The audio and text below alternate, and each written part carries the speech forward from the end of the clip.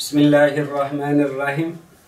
Değerli kardeşler, biz Dünya Kudüs Günü dolayısıyla camilerimizde, derneklerimizde programlar yapıyorduk.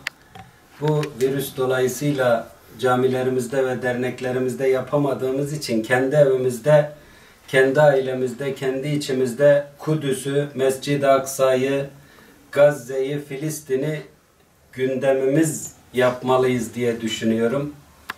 Yıllardır ümmetin gerçekten sahip çıktığı, bütün camiaların ortak olarak sahip çıktığı Filistin'imiz, Gazze'miz yetimdir, öksüzdür. Bizler 3-4 gün evimize hapsedildiğimiz zaman veyahut sokak kısıtlaması yapıldığı zaman nasıl sıkıntı çekiyoruz değil mi?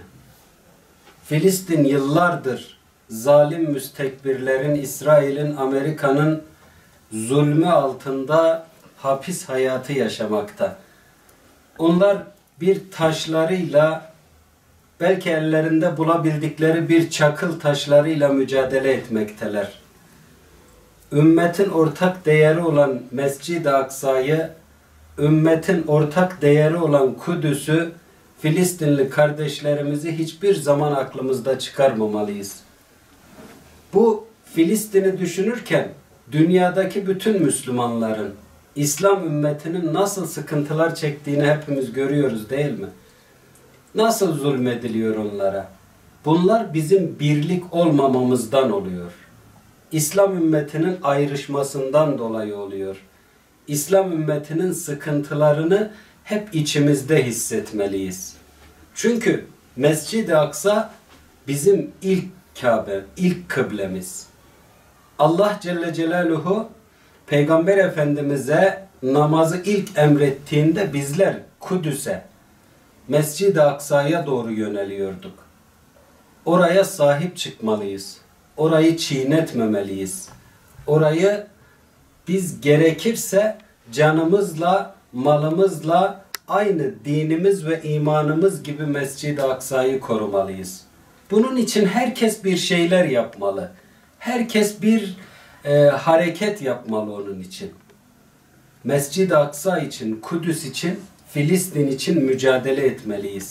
Kudüs bizim asıl gündemimiz olmalı. Yediğimizde, içtiğimizde, yaşadığımız şu hayatımızda Kudüs ümmetin ortak malıdır. İsrail'e terk edilemez. O zalimlere terk edilemez. Zaten İsrail diye bir şey yoktur. İsrail diye bir devlet yoktur. Bizler Müslümanlar olarak İsrail'i kabul etmiyoruz.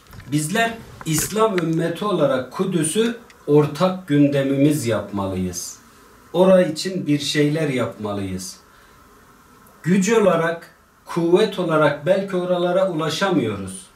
Ama dualarımızla veyahut Allah Resulü sallallahu aleyhi ve sellemin ve Hazreti Ömer radıyallahu anh'ın dediği gibi en azından Kudüs'ün sokaklarındaki kandillere yağ göndererek dahi olsa oraya bir şeyler yapmalıyız. Bir gündemimiz olmalı. Orayı zalimlere ve hainlere çiğnetmemeliyiz diye düşünüyorum ben. Dünya Kudüs Günü ile ilgili Furkan, sen bize ne hazırladın? Ben bir şiir hazırladım.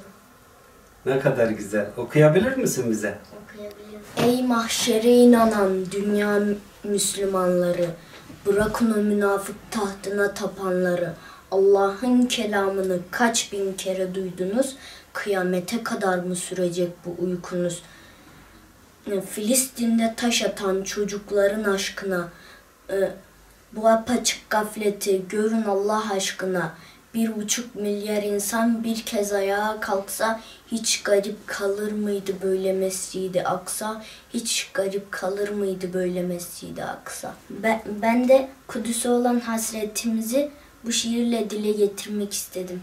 Allah Kudüs'ümüzü, Mescid-i Aksa'mızı zalimlerden kurtarsın inşallah. Dünya Kudüs Günü için sen ne hazırladın?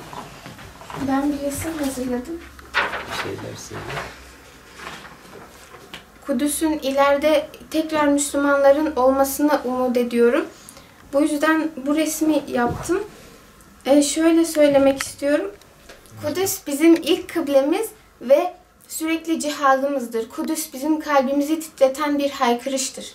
Kudüs'e olan sevgim için bu resmi çizdim. Kuşlarla, çiçeklerle süsledim. İnşallah gelecekte Kudüs tekrar Müslümanların olacak.